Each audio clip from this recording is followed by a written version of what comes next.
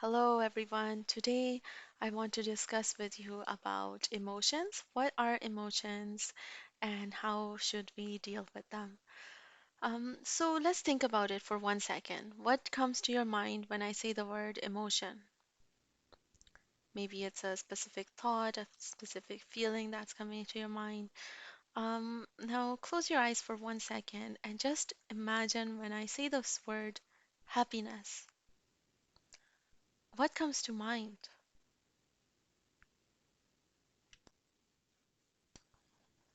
And now I'm going to say the word fear.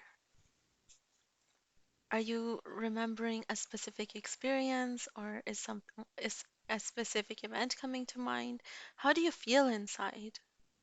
Just take note of that. Take note of your responses. All right. So now I'm just going to get into it.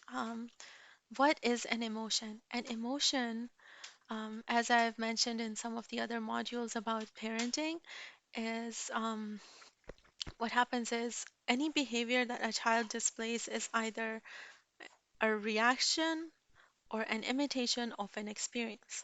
Now, when I say the word reaction, that is referring to emotions. So, one of these famous philosophers named Don Hockenberry, in his book called Discovering Psychology, mentioned that an emotion is a complex psychological state that involves three distinct components. One is a subjective experience, which is basically a specific experience that took place. The second component is a physiological response. So, for example, when I mentioned the word happy, you might have noticed some specific feelings happening. Maybe you feel more air in your lungs, or when I said the word fear, you might have had some kind of sensation in your tummy or your stomach, right? And that means that with emotions, there's a physiological response that's linked. You might have felt like in the state of fear, your body is tensing up. Followed by that comes the third component, which is a behavioral or expressive response. So, what do we do when we experience that fear? A child, for example, might start crying when they experience that emotion, right? So that is the response. Now, different philosophers have categorized emotions in different ways. One philosopher in 1972, Paul Ekman, has categorized the human emotion into six different elements, namely fear, disgust, anger, surprise, happiness, and sadness. Another philosopher named Robert Plutchik in 1980s has actually formed a grid which is called the wheel of emotions. And what that does is it divides emotions into specific elements, and then those elements expand, and it becomes like a flower where there's different petals coming out of it, but namely they're specified into specific categories. So those categories also list the opposite emotion of the emotion that he's listing. So, for example, happiness versus sadness, anger versus fear, trust versus disgust, or surprise versus anticipation.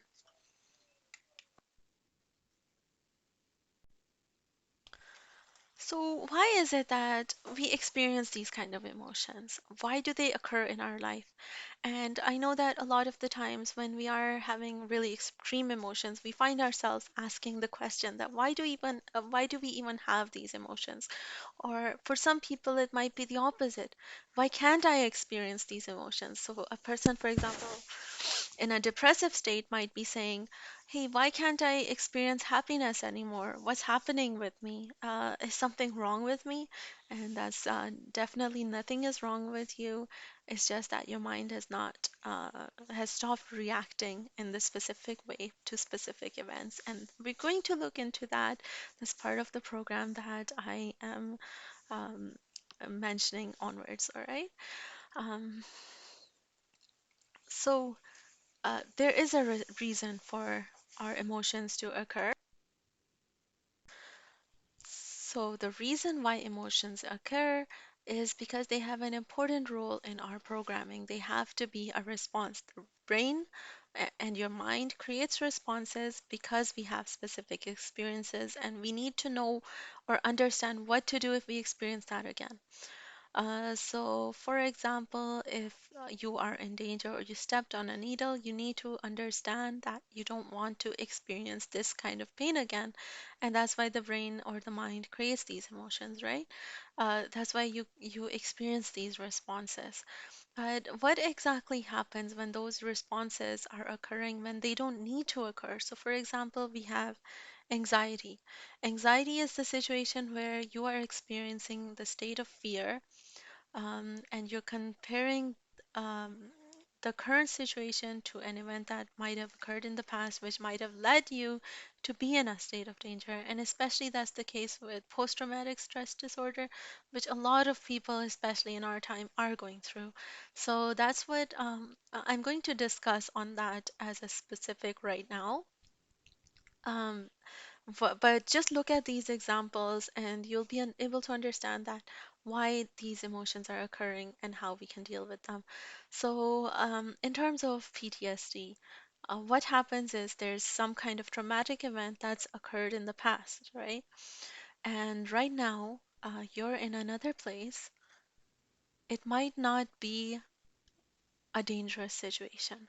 But what happens is when we did experience that initial event, our mind absorbed a lot of cues around the situation so that it can protect us from that happening again. How does our mind actually absorb those cues? Well, we have the five senses.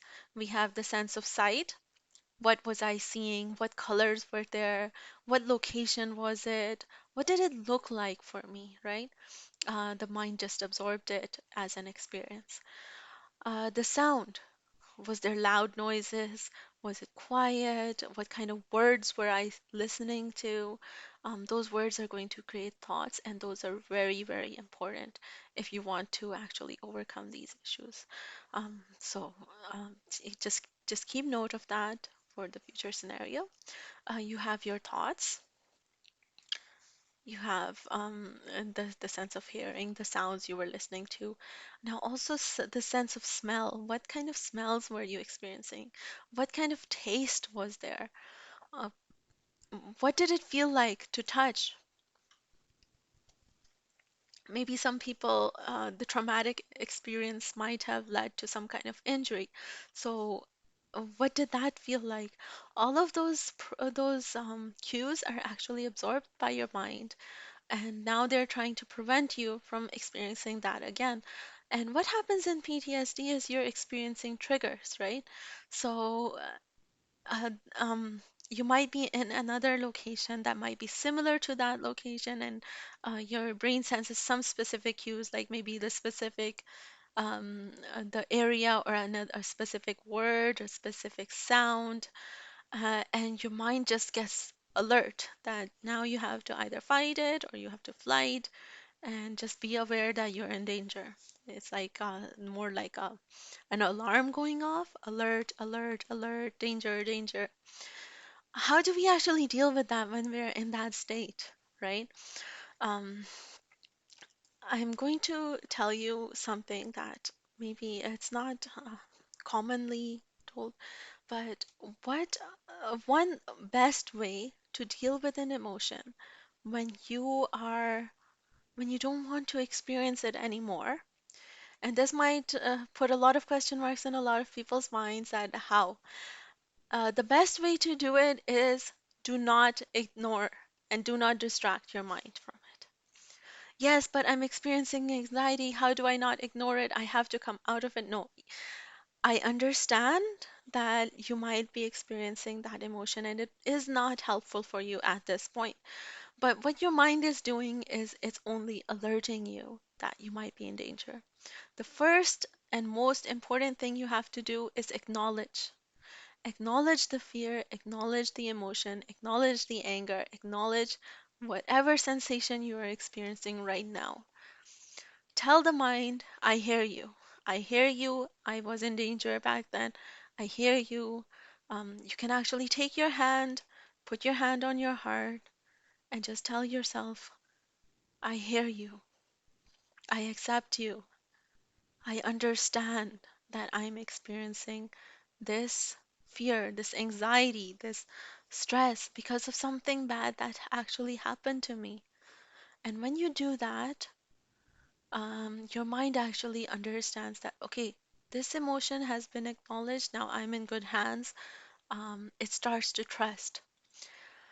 Once you are in a state of trust, then you can use your reasoning, then you can use your mind to find a solution for yourself. Then you can use your mind to understand the situation you're in. Does that require those emotions to show up? And that's how you actually learn to program your mind slowly to come out of that situation. Now, in the actual course modules, we are going to go a lot deeper into this. How can we actually program our mind to come out of the specific states like quickly by doing some exercises, by repeating some statements, um, how can we identify the actual root cause of the emotion we're experiencing? All of that comes in the later modules, and those are things that we can discuss also in like one-on-one sessions to identify and to deal with specific issues. So that's the emotion of fear. What about the emotion of anger? Why does that occur? And how do we actually deal with that? A lot of times we enter a state of rage and we don't know why we're feeling that. Now, the interesting thing about this emotion is it's not the same as entering um, a reaction or a fight or flight in the situation. Sometimes it is that state of fight, but what happens with anger is usually, somewhere in the back of your mind, you have that sense of helplessness. You have that sense of losing control, either over yourself or someone else or the situation. That's what creates the emotion of anger. So, how do you deal with this? And what is anger? It's an interesting quote by Imam Ali alayhi salam that anger begins with madness and ends in regret. Anger begins with madness and ends in regret.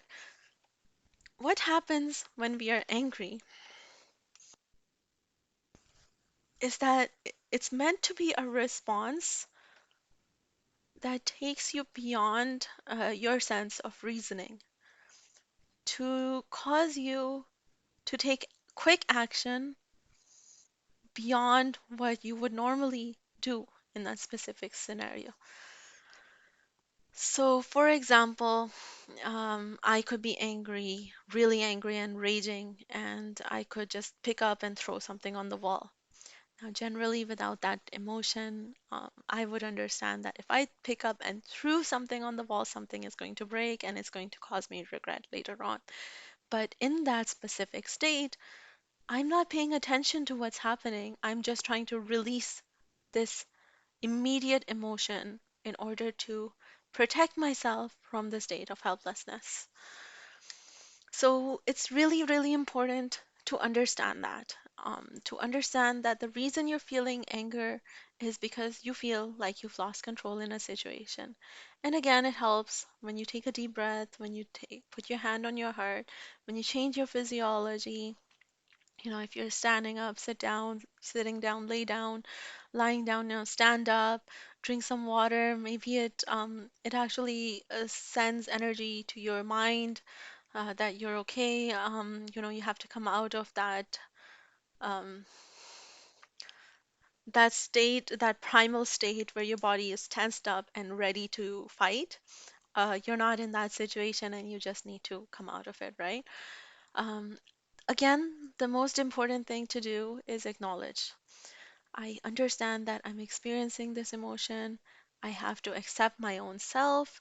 I have to understand that I have to overcome I have to understand that there are things causing it, and I have to acknowledge those things, right? A lot of the time, when we do reach that state of rage or we do reach that state of anger, is when we are being passive aggressive. And that what that means is, for example, some people might not be saying no to a situation, or they might be feeling so helpless that they feel like they can't express themselves. And over time, it builds up and it builds up. Or maybe some people don't know how to communicate what they're feeling. It might be some emotions they felt throughout the day and they haven't release them in a healthy way. For example, we might not be doing exercises, especially now in the COVID pandemic. We're staying indoors and we feel ourselves helpless in that situation. How do we actually express what we're feeling, or how do we actually try to overcome those blockages that keep occurring? Now, one really important thing to keep in mind in terms of dealing with emotions is that our mind is programmed. Our mind creates these emotions as reactions to specific situations, and it works in a way that it looks at previous experiences to show you the reaction of next experiences. But it's not always the case that those reactions are needed.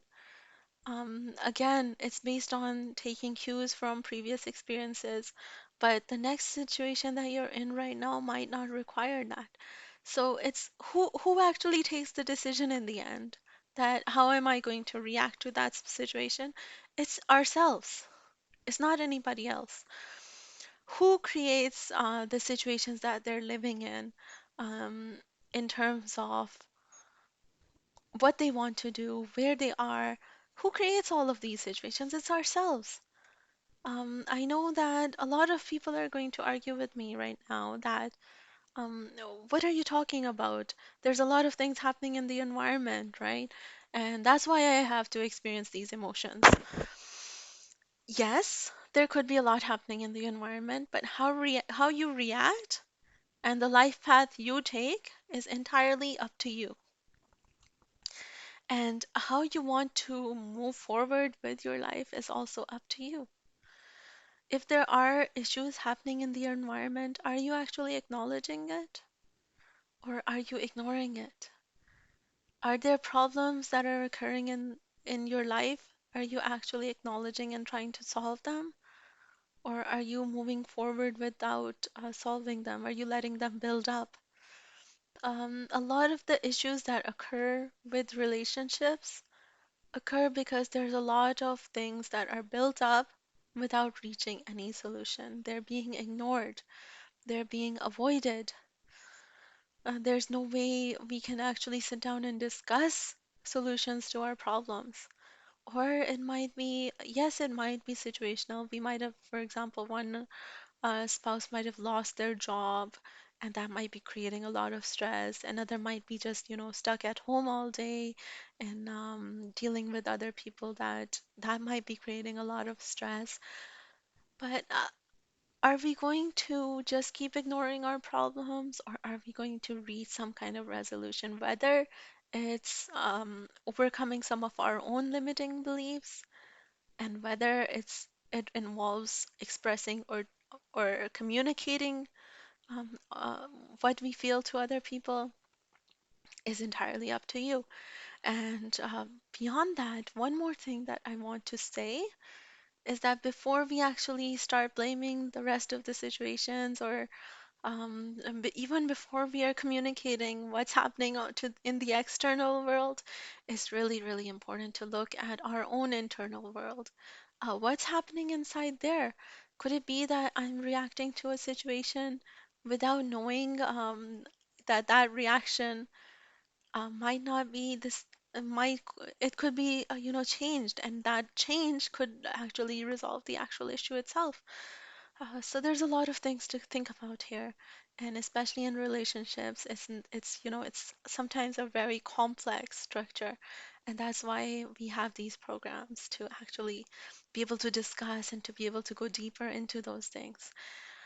So for today, the important points that we have covered are: what is an emotion? An emotion is a reaction to our situation. It can involve It involves three elements: subjective experience, physiological response, and behavioral or expressive response. Then there's different kinds of emotions we experience, and we've also discussed how we actually deal with the emotions. The most important element to dealing with emotions is acknowledging them, acknowledging what they are, why they're happening, and then move forward to find a solution to the situation. Emotions are amazing because emotions show us how to feel the world around us. And what happens is we want to create more of those positive emotions in our life, like happiness, trust, surprise, excitement. And slowly we want to reduce the negative emotions because when we do that, we're going to create better situations for ourselves as well. We're going to go on a positive road to a better future. And that doesn't mean we're never going to experience negative emotions. Those are necessary at times, but they should be experienced or they should be um, saved for the time that we need them, right? All right. And without further ado, thank you so much for listening to this video, and I hope to see you in in our programs, or in at least follow us and subscribe for ongoing videos to this channel. Thank you.